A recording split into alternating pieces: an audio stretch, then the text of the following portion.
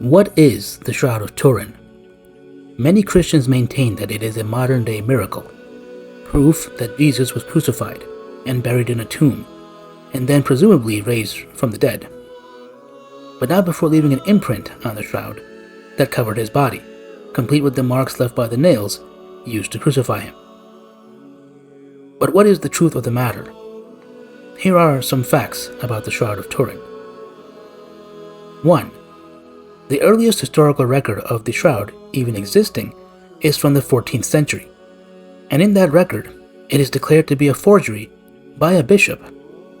Professor Brent Nongbury writes in his book, God's Library, the earliest secure historical record of the shroud is a letter written in 1389 from Pierre de Arquis, the Bishop of Troyes, to Pope Clement VII in Avignon.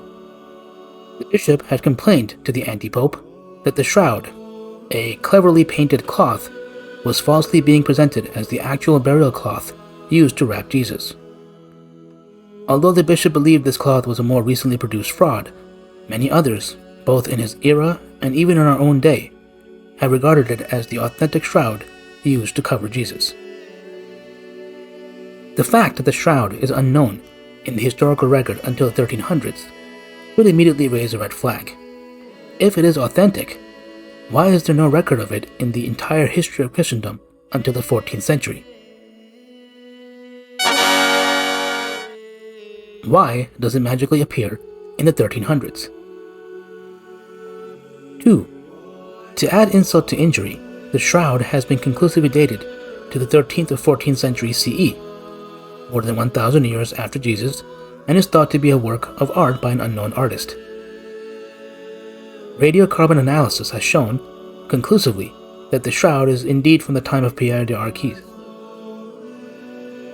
In his book, Professor Nongbury quotes a report from the University of Arizona, Oxford, and Zurich that states, the results yield a calibrated calendar age range with at least 95% confidence for the linen of the Shroud of Turin of AD 1260 to 1390.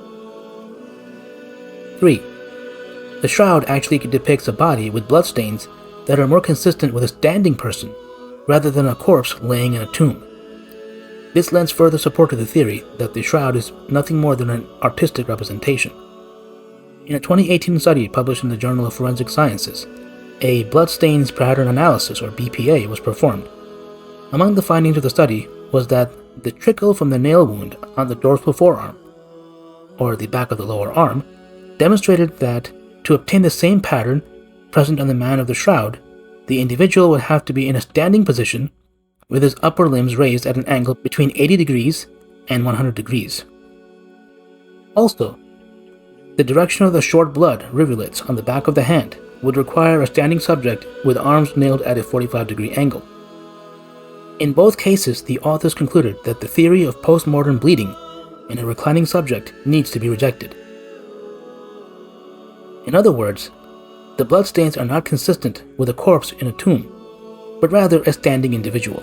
Hence, the authors concluded that the inconsistencies seem not only to point against their own reality, but against the authenticity of the shroud itself, suggesting that the Turin linen was an artistic or didactic representation from the 14th century. 4. While scientific analysis has shown that the shroud does contain blood, it has not been conclusively proven that it is human or even primate blood. A 2020 study in the Journal of Forensic Science International Reports stated that cross-reactivity precludes the definitive assignment of human or even primate blood being present on the shroud. The blood is most correctly classified as species unknown. In other words, it could be rabbit blood for all we know. 5. It should be noted that some characteristics of the image on the shroud do not look realistic, but rather comically exaggerated. For example, observe the fingers of the right hand. Why are they so freakishly long? Was this individual a vampire? I am Dracula. 6. Finally, there have been many shrouds throughout history that have been venerated by Christians as the burial cloth of Jesus, though the Shroud of Turin is unique in that it shows the entire alleged body of Jesus. Obviously, all of the purported shrouds cannot be real. One such shroud is the Shroud of Cadouin, which was venerated by Christians until the 1930s.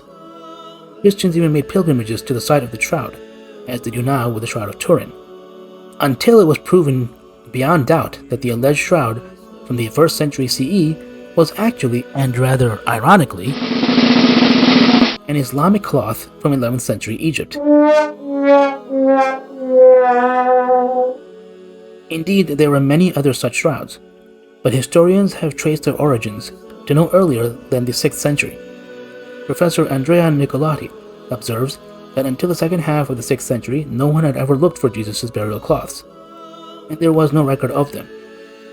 It was only in the 6th century that burial cloths began to appear among the references to various relics of Christ. Why did it take 500 years for these shrouds to magically appear? And of course, as we have already seen, the earliest reference to the Shroud of Turin is from the 14th century. All of these facts provide strong and overwhelming reasons to reject the Shroud of Turin as a miracle. It is an interesting cloth from medieval times, nothing more. وَقُلْ جَاءَ